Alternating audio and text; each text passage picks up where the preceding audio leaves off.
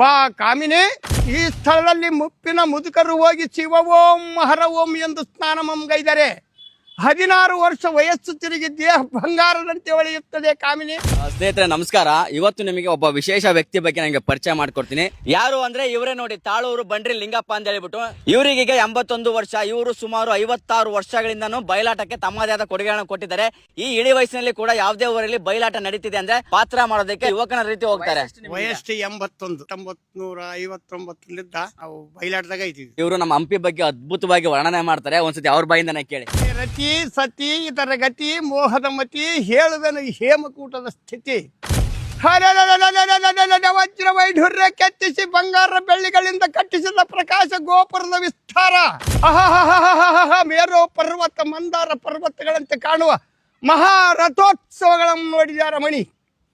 ಅಬ್ಬಬ್ಬಬ್ಬಬ್ಬಬ್ಬಬ್ಬ, ಇಲ್ಲೇ ನೋಡು ಕಾಂತೆ ಘಾತವಾಗುತ್ತಿದ್ದೀವಿ.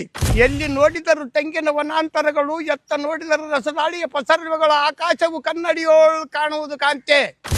ಎಲ್ಲಿ ನೋಡಿದರೂ ಅಂಜನಾದ್ರಿ ತಂಗಾಳಿಯ ಮಂಟಪಗಳು, ಇಕೋ ಇದೇ ನೋಡು ವಿಜಯ ವಿಠಲ ದೇವತಾ ಭವನ.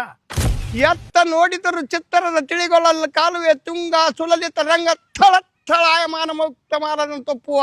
ಕಾಮಿನಿ ನೋಡನ್ನ ಪರಾಕ್ರಮ. ನೀವಿಲ್ಲಿ ನೋಡಿದ್ದು ಅವರ ಒಂದು ಸಣ್ಣ ಜಲಕ ಅಷ್ಟೇ. ತಮ್ಮ 81ನೇ ವಯಸ್ಸಿನಲ್ಲಿ ಕೂಡ 10 ರಿಂದ 15 ನಿಮಿಷಗಳ ಕಾಲ ಸುದೀರ್ಘವಾಗಿ ಡೈಲಾಗ್ ನ ಪ್ರಸ್ತುತಪಡಿಸ್ತಾರೆ. ತಮ್ಮ ಅಮೋಘವಾದ ಬಯಲಾಟದ ನಾಟಕದ ಪ್ರದರ್ಶನಕ್ಕೆ ಸ್ಥಳೀಯ ಸಂಘ ಸಂಸ್ಥೆಗಳು ಅದೆಷ್ಟೋ ಪ್ರಶಸ್ತಿಗಳು ನೀಡುವ ಮುಖಾಂತರ ಗೌರವಿಸಿದ್ದಾರೆ. ಸತತ 56 ವರ್ಷಗಳ ಕಾಲ ಬಯಲಾಟಕ್ಕೆ ತನ್ನದೇ ಆದ ಕೊಡುಗೆಯನ್ನು ಕೊಟ್ಟ ಈ ಹಿರಿಜೀವಕ್ಕೆ ಒಂದು ರಾಜ್ಯ ಪ್ರಶಸ್ತಿ ಸಿಗಲೇಬೇಕು ಅನ್ನೋದು ನಮ್ಮೆಲ್ಲರ ಆಶಯ.